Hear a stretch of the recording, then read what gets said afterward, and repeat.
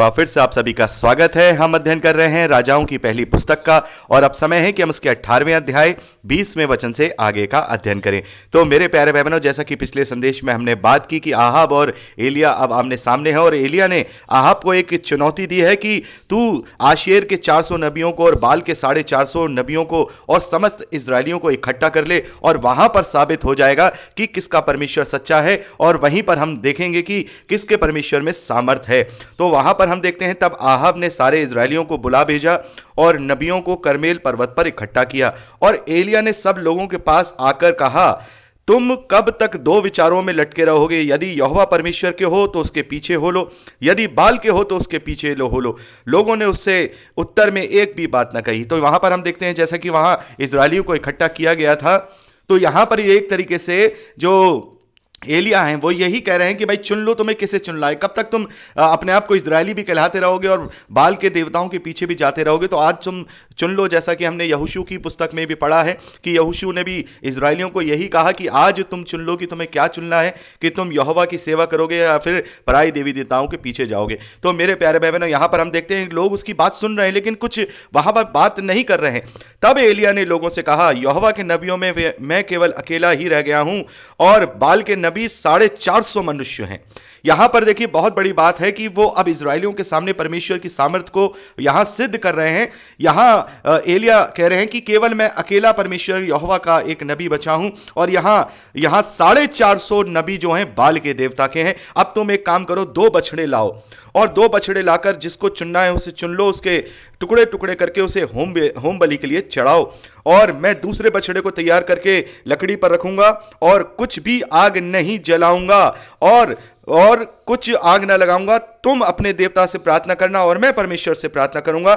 जो आग को आकाश से गिराकर उत्तर दे वही परमेश्वर ठहरे। तब सब बोल उठे कि हां, यह बात सही है। तो मेरे प्यारे भाई बहनों, हम आगे देखते हैं कि 25वें वचन से लेकर 29वें वचन तक जो बाल के जो पुजारी थे, देवता थे, नबी थे, वो वहां पर दुहाई देने लगे, बाल के देवताओं को प्रार्थना करने लगे, गिड़गिड़ाने लगे और यहां पर हम देखते हैं यहां तक कि उन्होंने अपने आप को छलनी कर लिया, अपने आप को मार मार के लहू लुहान कर लिया। लेकिन दोपहर हो गई और भेंट चढ़ाने के समय तक वो नबूवत करते रहे परंतु कोई भी शब्द ना सुना, ना तो किसी ने उत्तर दिया, ना ही किसी ने कान लगाया। आपने यहां पर देखा होगा कि उन्होंने अपने आप को अपनी रीति के अनुसार छुरियों और बर्छियों से भी अपने आप को घायल कर लिया। तो मेरे प्यारे भाई बहनों, बहुत सारी जगहों पे आपने ये रीति रिवाज देखे होंगे, खासतौर पर इंडिया के जो अंधविश्वासी लोग हैं वो भी आजकल अपने शरीरों का ब्लड है वो चढ़ाते हैं। ये बहुत सारी आपने अंधविश्वासी बातें देखी होंगी। तो ये सारी बातें बहुत पहले से ये सब चीजें होती थी। लोग अपने शरीरों को चीरा करते थे, उसका ब्लड निकाला करते थे, मारा करते थे और अपने देवता को खुश किया करते थे। लेकिन हमारा परमेश्वर यहोवा ऐसा नहीं है। वो अपने आप को कष्ट देने से प्रसन्न नहीं होता, बल्कि वो तो हमें कष्टों से निकालने वाला परमेश्वर है। तो यहां पर हम देखते हैं कि दोपहर के होते होते वो लोग चिल्लाते रहे, चीखते रहे, अपने शरीरों को काटते रहे, लेकिन किसी ने उनकी ना सुनी। ना कोई होगा तब तो कोई सुनेगा। वहां से कोई भी आग वहां से नहीं बरसी है। आगे फिर हम 30वें वचन से पढ़ते हैं, तब एलिया ने कहा, आओ मेरे साथ आओ। और उसने जाकर के जो यहोवा की वेदी गिरा दी गई थी वहां पर उसने दोबारा से उसकी मरम्मत की और वहां पर उसने 12 पत्थर छांटे। मेरे प्यारे भाई बहनों, ये 12 पत्थर हम जानते हैं कि इजराइल के 12 गोत्रों को रिप्रेजेंट करते हैं। उसने 12 पत्थर छांटे और वहां पर एक वेदी बनाई और उसने चारों ओर एक बहुत बड़ा गड्ढा खोदा और उसको गड्ढा की जो गहराई थी वो इतनी थी कि इसमें 2 सवा बीज समा सके, यानी कि लगभग 15 लीटर पानी उसमें समा सकता था। इतना उसने वहां पर गड्ढा करवा दिया और फिर वहां होम बलि के लिए जो बछड़े के टुकड़े थे वो और लकड़ियां डाल करके लोगों से कहा इसमें पानी भरो और लोगों ने उसमें पानी भरा। पानी इसलिए भरा ताकि बाल के देवताओं को, बाल के नबियों को और इजरायलियों को किसी भी प्रकार का शक शुबा नहीं हो कि कोई आगे कहीं से उत्पन्न हो गई हो। वहां पानी डाला गया, 3 बार वहां पर पानी डाला गया। इतना पानी डाला गया कि वो पूरी चीज आराम से गीली हो चुकी थी। उसमें किसी भी रीति से अब आग लगाना मुश्किल था। और वहां पर हम देखते हैं फिर एलिया परमेश्वर से प्रार्थना करते हैं और परमेश्वर ने उसकी सुनी और आकाश से ऐसी जो आग है वो उस वेदी पर आकर के आई भाई कि वो पूरी वेदी और उसमें की जो होम बलि थी वो और लकड़ियां, यहां तक कि उसका जो पानी था वो भी सूख गया, और यहां पे लिखा है कि उस वेदी की जो धूल थी वो भी वहां पर जल गई। तो ये देखते ही वहां पर हम देखते हैं कि लोग, जो इजरायली लोग, जब उन्होंने ये सारा जो देखा, वो लोग एकदम भयभीत हो गए और वो दंडवत करके परमेश्वर यहोवा को दंडवत करके बोल उठे कि यहोवा ही परमेश्वर है, यहोवा ही परमेश्वर है। तब एलिय्याह ने उन इजरायलियों से कहा कि इन बाल के नबियों को पकड़ो, इनमें से एक भी छूटने ना पाए। और वहां पर हम देखते हैं कि उन्होंने ले जाकर उनके बाल के नबियों को सबको घात कर दिया। तो मेरे प्यारे भाई बहनों, यहां पर हम देखते हैं कि जब ये सारे घटनाक्रम आहाब भी देख रहा था, तो आहाब का भी मन यहां पर थोड़ा परिवर्तित हुआ है। और यहां पर हम 41वें वचन से आगे देखते हैं कि अब चूंकि 3.5 साल इस बात को हो चुके हैं, हमने देखा कि जब आहाब ने, माफ कीजिएगा, जो एलिय्याह है उसने आहाब को यह बताया था कि जब तक परमेश्वर से मैं प्रार्थना नहीं करूंगा, जब तक बारिश नहीं होगी, अब वो समय था कि अब बारिश की जाए। तो यहां पर एलिय्याह ने आहाब से कहा, उठकर खा पी, क्योंकि भारी वर्षा की सनसनाहट सुन पड़ती है। तब आहाब खाने पीने चला और एलिय्याह करमेल की चोटी पर चढ़ गया और भूमि पर गिरकर अपना मुंह घुटनों के बीच किया और उसने अपने सेवक से कहा कि चढ़कर समुद्र की ओर दृष्टि करके देख। तब उसने दृष्टि करके देखा और लौटकर कहा, कुछ नहीं देखता। एलिय्याह ने फिर 7 बार जा, 7वीं बार उसने कहा, देख समुद्र में से मनुष्य का हाथ सा एक छोटा सा बादल उठ रहा है। एलिय्याह ने कहा, आहाब के पास जाकर कह दे कि रथ जुतवा और नीचे जा, कहीं ऐसा ना हो कि तू वर्षा के कारण रुक जाए। तो मेरे प्यारे भाई बहनों, यहां पर हम देखते हैं कि जो एलिय्याह भविष्यवक्ता है उसने 7 बार यहां पर प्रार्थना की है, और 7 बार प्रार्थना करने के बाद 7वीं बार परमेश्वर ने अपना जवाब दिया और वहां पर हम देखते हैं कि बारिश होने लगी। तो मेरे प्यारे बहनों, इस प्रकार से जब परमेश्वर ने अपने आप को इजरायलियों के सामने पूरा वहां सिद्ध किया है, अपनी महिमा को वहां दिखाया है, तो लोगों ने उसको मानना शुरू कर दिया। और यहां हम देख रहे हैं कि जो आहाब है उसका भी मन यहां पर परिवर्तित हो गया है, वो भी परमेश्वर यहोवा का भय मानने लगा है। अब यहीं से जो पूरी बात है वो टर्निंग पॉइंट लेती है। यहां पर 18वें अध्याय में तो हमने देखा किस प्रकार से परमेश्वर ने अपनी महिमा को वहां इजरायलियों और आहाब के सामने दिखाया, और एलिय्याह भविष्यवक्ता की प्रार्थना के साथ वहां बारिश भी शुरू हो गई। अब 19वें अध्याय में क्या होता है मेरे प्यारे भाई बहनों, आपने पढ़ा ही होगा कि आहाब जब ये ईजाबेल को ये सारी बातें बताता है, तो ईजाबेल उसको जो है फिर से भड़का देती है। यहां पर हम देखते हैं कि ईजाबेल ये सारी बातें सुनकर के भी अपनी आंख पे पट्टी बांधे हुए अब वो ये कहती है कि जैसे मेरे नबी मरे हैं वैसे ही मैं उस एलिय्याह को भी मारूंगी। और यहां पर हम देखते हैं कि इतना सब कुछ होने के बाद, इतनी सारी चीजें और सारी बातों को देखने के बाद आहाब ने ईजाबेल का साथ दिया है।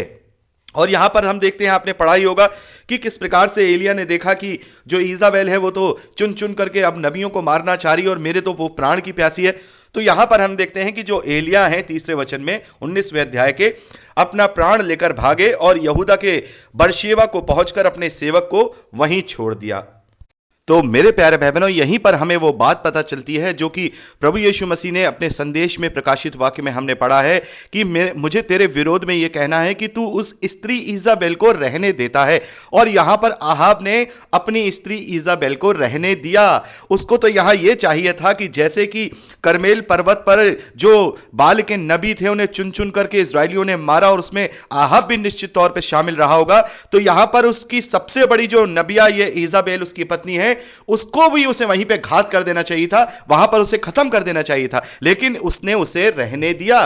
उसका मोह है, उसका प्रेम है, या उसके जाल में उसके इस कदर से वो फंसा हुआ है कि परमेश्वर के सारे आश्चर्य कर्मों को उसने भुला दिया और उसने अपनी स्त्री ईजाबेल को रहने दिया। यही बात प्रभु यीशु मसीह कहते हैं कि सब कुछ तुम जानते हो, मसीही विश्वासी परिवारों में तुम जन्म लेते हो, प्रभु के उद्धार को जानते हो, उसकी आजादी को तुम जानते हो, उसकी स्वतंत्रता को जानते हो, उसके बावजूद भी तुम उस स्त्री को या उस पुरुष को जिसे तुमने गैर मसीही विश्वासी होकर अपने जीवन में ले लिया है, उसकी मान्यताओं को, उसकी सभ्यताओं को रहने देते हो। मेरे प्यारे भाई बहनों, ये बहुत बड़े सावधानी की बात है, ये बहुत बड़ी सावधानी की बात है। बहुत बार मुझसे ऐसे लोगों की बहस होती है कि इससे कोई फर्क नहीं पड़ता, भाई हम तो अपना मानते हैं, हमारी पत्नी दूसरा मानती है, वो इस बात को करती है। लेकिन मेरे प्यारे भाई बहनों, इसका मतलब यह है कि वो आहाब जैसी चाल चल रहे हैं, वो उसको ऐसे रहने दे रहे हैं, उसको छूट दे रहे हैं, तो इसका मतलब वो उसका सपोर्ट कर रहे हैं। तो यह बात भी परमेश्वर को कहीं भी पसंद नहीं आएगी। और परमेश्वर जलन रखने वाला परमेश्वर है। कोई भी यदि उसके साथ किसी भी चीज को कोई शरीक करता है, परमेश्वर उस बात से जलन रखता है और वो जल उठाने वाला और क्रोध करने वाला परमेश्वर है। और परमेश्वर कहता है कि तुम्हारे बीच में उनकी चर्चा भी ना पाई जाए।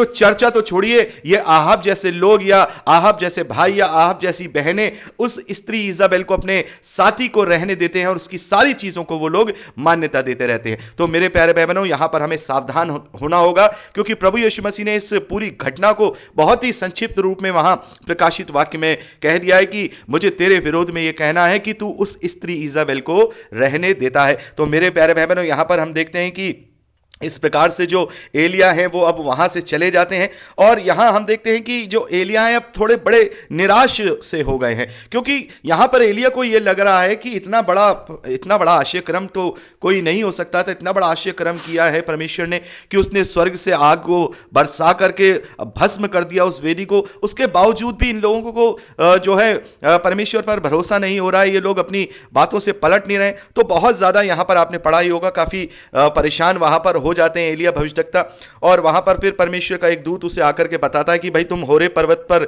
जाओ और वहां पर परमेश्वर तुमसे बातें करेगा। आपने ये सारी बातें देखी होंगी।